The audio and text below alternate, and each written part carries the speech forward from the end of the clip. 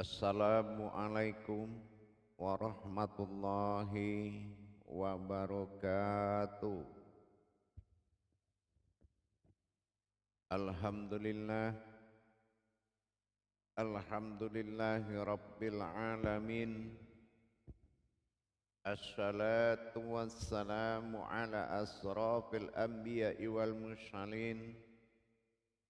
Sayyidina wa maulana Muhammadin. Ashhadu an la ilaha illallah wa ashhadu anna Muhammadar Rasulullah. Allahumma salli ala Sayyidina Muhammad Muhammadun musyabihil wal ikram ya wal jalila wal ikram wa tahirin wal mujahidina amma ba'du ibadullah wa itaqullah. Bersyukur kita kehadirat Allah dengan mengucapkan alhamdulillahi rabbil alamin atas segala limpahan karunia rahmah dan hidayahnya, serta dengan izinnya juga kita dapat menjalankan amanahnya, beramal dan beribadah zahir batin dunia dan akhirat. Bersalam kita takkan terlupakan. Marilah sama-sama kita sampaikan kepada junjungan kita Nabi Allah Nabiul Akhirul Zaman Rasulullah Muhammad sallallahu alaihi wasallam. Atasnya kalimahnya kita kalamkan dengan membacakan Allahumma salli ala Sayyidina Muhammad wa ala alihi Sayyidina Muhammad. Alhamdulillah bertemu lagi dengan saya Guru Mursyid Syekh Nur Muhammad Buya Irwan Maulana Al-Khalidi, Pasaman, Sumatera Barat. Tentunya dalam makom majelis zikir ma'rifatullah, dalam tayangan YouTube Buya Pasaman Timur, kita selalu berbagi wawasan dan ilmu pengetahuan. Insya Allah mudah-mudahan bermanfaat. Dalam hal kita berpikir kepada kebenaran, puncak kebenaran bertuhan kepada Allah,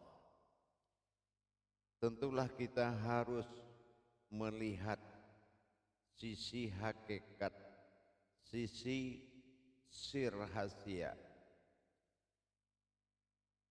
Karena yang dikatakan berasma Allah itu adalah Tuhan. Kalau kita bicara tentang Tuhan adalah salah satu makom, ilah adalah salah satu nama makom, derajat tertinggi, julukan tertinggi, yaitu Tuhan. Di balik kita mengenal derajat tertinggi yaitu Tuhan, tentu ada yang menjadi Tuhan. Ketinggian derajat ketuhanan tadi menunjukkan bahwasan di dalam kata Tuhan itu ada yang menjadi Tuhan. Itu yang dikatakan hu atau aku. Kalau kita berbicara kepada aku, maka disinilah awal kaji. Ketunggalan wahidnya adalah pokok inti utama yang harus kita waspadai.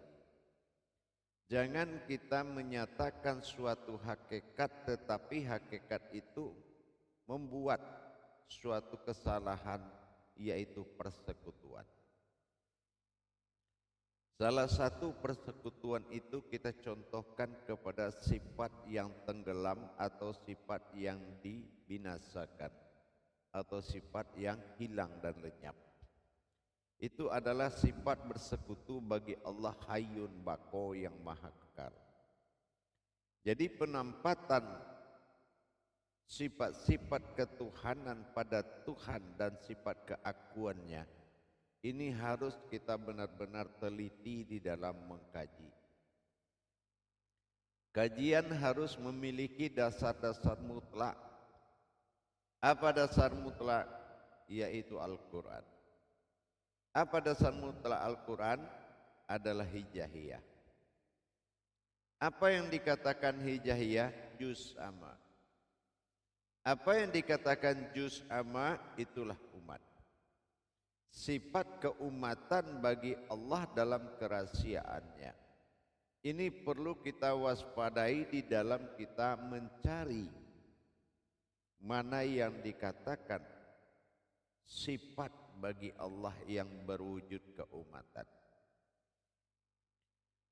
Karena kalau kita berbicara tentang keakuan, ini qiyamuhu binafsihinya sangat tinggi.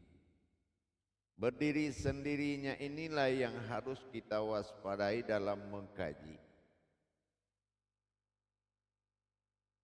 Kebaikan-kebaikan yang kita tempatkan pada sisi ilmu, ini bisa menyalahgunakan daripada kemutlakan Tuhan. Kalau kita kembali melihat bagaimana Allah menjadikan suatu sifatnya yang akan menyembah kepada dirinya sendiri, Rabbil Alamin, dengan sifat Rabbnya dan Al-Aminnya. Amin adalah sifat dirinya dan Rabb adalah sifat ketuhanannya. Kalaulah tidak sifatnya sendiri yang bernama naf atau batinnya, tidak mungkin kita bisa mendapatkan perjalanan kepada awal diri mula jadi Tuhan ilah ba'dal tunggal. Inilah yang dikatakan haskar. Jadi kalau kita sudah askar atau titik utama sebuah makom ketuhanan yang berwujud manusia, penempatan ilahi nasnya benar-benar menjadi suatu kehidupan Tuhan. Dalam mendirikan diri hakikat yang disebut dengan diri batin, tentulah kita harus melebur keberadaan jasmani dulu dalam mata batin atau mata ma'rifat. Kalau kita belum melebur kodrat zahir kita sebagai insaniyahnya Allah, tentu kita belum bisa menjadi kodrat sifat baginya. Kodrat sifat adalah yang dikatakan sifat itu adalah kodrat yang tidak dijadikan dari apa yang ada di langit dan apa juga yang ada di bumi. Ini namanya sifat. Sementara uluhiyah kaji adalah aku, hu. Aku bersifat pada sifatku sendiri. Mana yang dikatakan sifatnya aku sendiri? Alam bersifat kepadaku dan aku bersifat pada alam. Alam sifat dengan sifat itu beda. Alam sifat kodrat iradat ilmu sama basar kalam hayat. Itu dinamakan kodrat sifat. Dan ini menuju kepada sifat batin bagi Allah. Kenapa? Zahiru Rabbi, zahir ini adalah dasar kajian pencarian kepada Tuhan. Ini zahiru Rabbi. Dan batinul abdi yang hakikat pencarian diri tentang keumatan. Zahiru wal batinu dihimpun menjadi satu. Zahiru zahir alif domah'u, batinu alif domah'u di belakangnya menandakan sir dua-duanya, yaitu domah'u. Kalau domah'u ini sudah muncul, ini menandakan sir, rahasia. Artinya apa? Zahirnya terbuat dari rahasia dan batinnya pun terbuat dari rahasia. Apa zahir yang terbuat dari rahasia dan batin yang terbuat dari rahasia? Inilah yang kita katakan zahiru wal batinu. Zahir itu juga yang batin, batin itu juga yang terlihat zahiru. Jangan lagi ada keterpisahan dari kalam tersebut karena sifat Allah alapa menyatukan. Kalau kita belum bisa iman kita melihat kepada dua arah menjadi satu, ini kita belum memiliki kemampuan tauhid. Kemampuan tauhid adalah sahadat ahad. Bagaimana kita sahadat menyatukan sahadah langsung ahad menjadi satu? Tentu dengan kita mengkaji. Ini yang dikatakan tauhid. Mendapatkan diri batin dan mewujudkan batinnya diri. Apa yang dikatakan diri batin adalah diri sifat. Apa yang dikatakan batinnya diri, aku yang bersifat. Aku bersifat pada sifatku sendiri. Aku inilah yang menjadi batinnya diri batin. Diri batin adalah diri sifat. Tentu kita harus melebur sifat dulu dari zahiru menjadi batinu sehingga menyatu dalam kedudukan hamdu. Hamdu adalah batin ketuhanannya Allah. Mana hamdu yang dikatakan batin ketuhanannya Allah adalah zahiru wal batinu yang telah menjadi satu.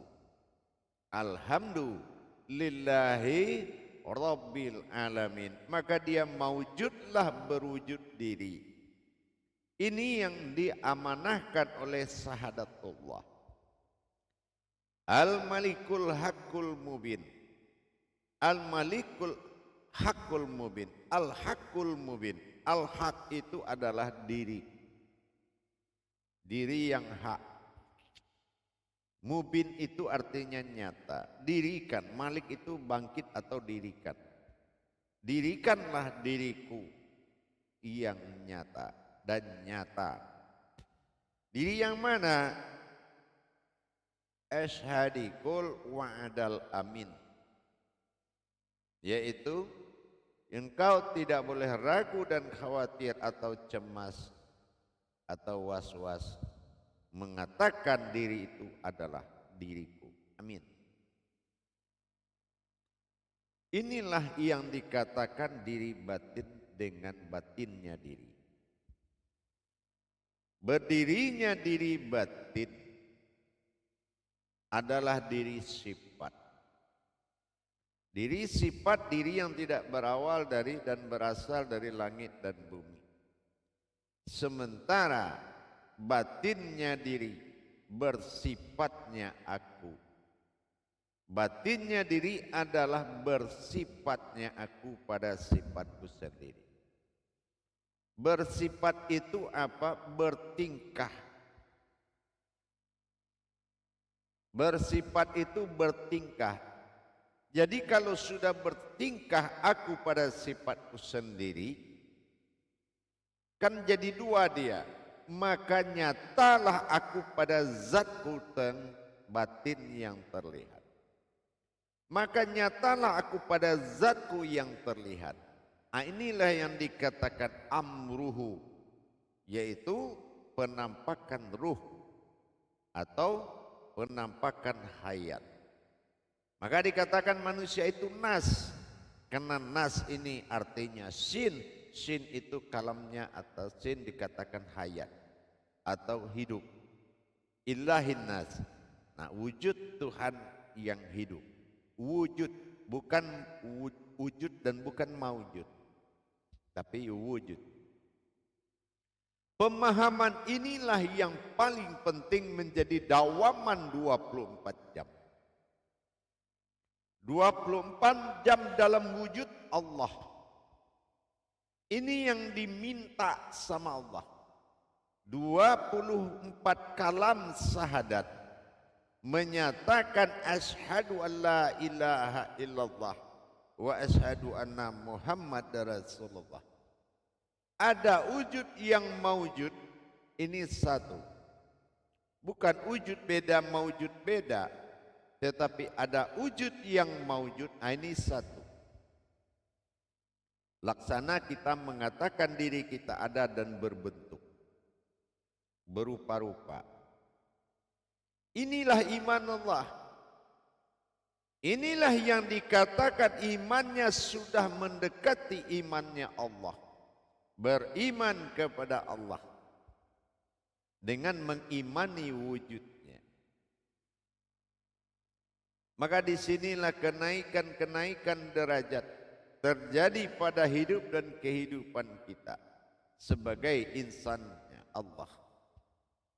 Insan adalah wujud yang menikmati, dinamakan si baharu.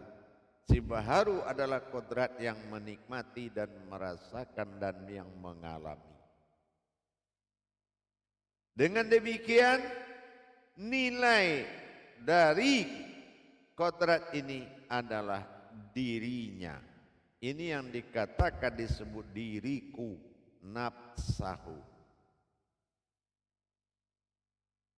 Hadirin pada hari ini, kaum muslimin dan muslimat dimanapun berada. Apapun kebaikan yang kita lakukan dalam amalia,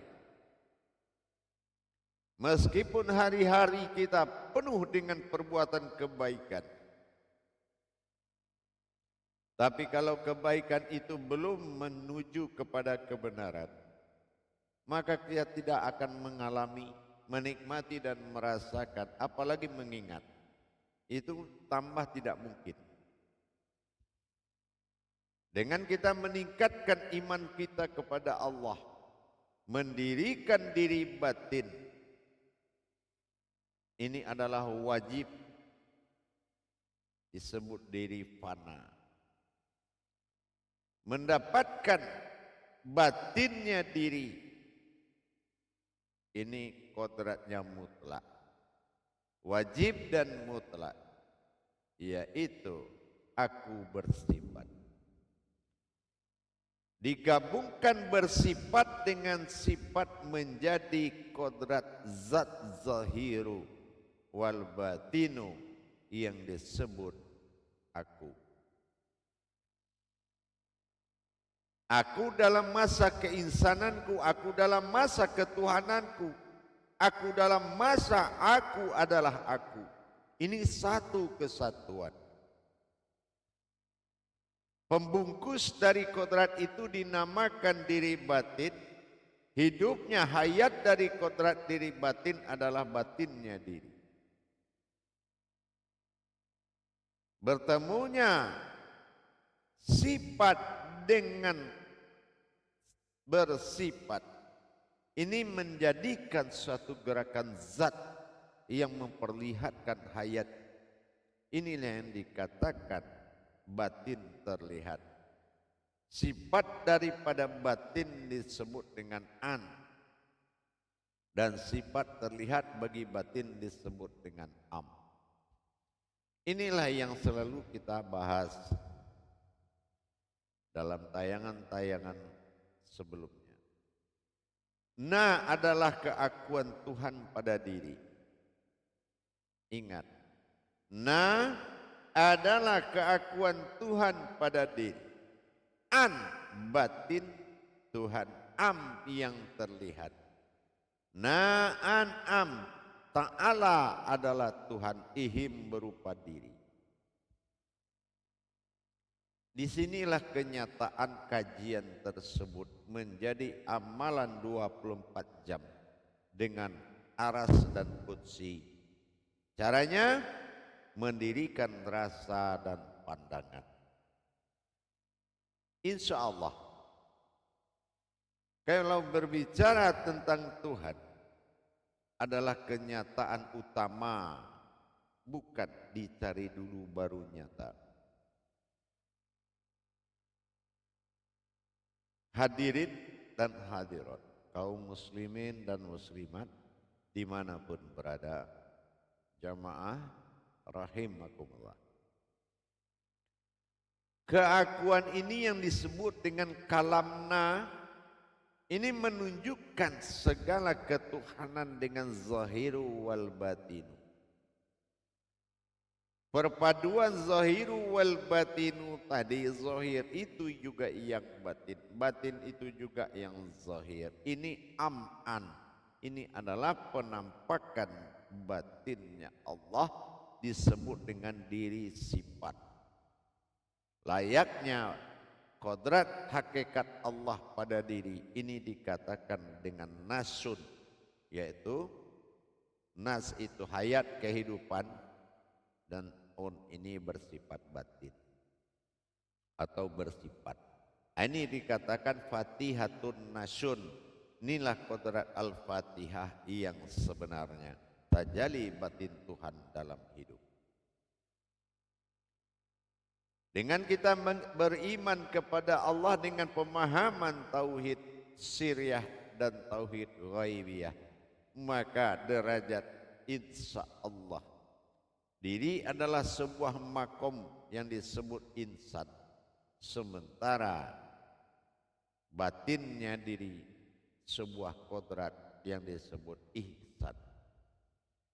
Tinggal lagi kita bisa memahami berdirinya diri batin dan berdirinya batin diri menyatu dalam zahiru wal batin.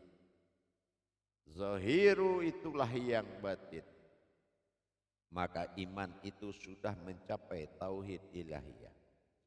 Tapi kalau kita belum bisa menerima zahir itu adalah batin, zahir ya zahir, batin ya batin, nah ini belum iman tauhid. Imannya belum iman tauhid, jadi perlu ditingkatkan imannya. Kalau iman kita belum menuju Allah, imanullah, maka semua akan dibantah oleh akal dan nafsu kita. Waspadailah, sesungguhnya agama dijadikan Allah sangat menyulitkan. Tetapi kesulitan beragama inilah yang membuat kita diselamatkan oleh Allah dari kejaran akal dan nafsu kita. Maka ditingkatkan dari tauhidin mengimani adanya Allah dan Muhammad, dua kodrat.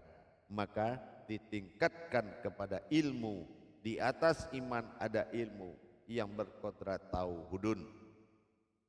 Apa yang dikatakan tauhudun? Allahudun wal Muhammadun, lenyap di dalam la maujudun. Itu yang dikatakan tauhudun, berdirinya diri yang satu. Nah inilah mengimani kembali kepada diri dan diri mengimani suatu diri. Inilah yang dikata iman mengimani yang berdiri. Tidak ada lagi diri tapi mengimani yang sesuatu yang berdiri. Insya Allah capailah hakikat ibadah yang sebenarnya. Apapun itu kodrat iradat ilmu. Kodratmu juga yang akan dikehendaki berwujud ilmu. Jadi jangan kita lagi mensekutukan dengan perbuatan kodrat-kodrat yang menamakan diri, tetapi kodrat itu memiliki sifat lenyap. Itu namanya mempersekutukan Allah. Baik, mudah-mudahan para hadirin dan jamaah semua dimanapun berada, semoga tausiah pendek ini, tolabul ilmi ini bisa bermanfaat buat kita bersama. Insya Allah, akhirul kalam. Wabillahi taufiq wal hidayah. Wassalamualaikum warahmatullahi wabarakatuh.